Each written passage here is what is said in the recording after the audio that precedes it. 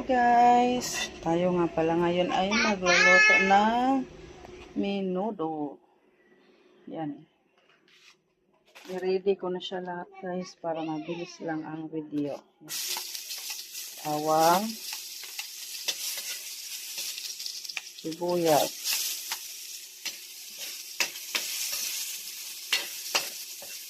sa mga vlog ko guys, nasabi ko naman na ito na lang yung maglalagay ng kamatis.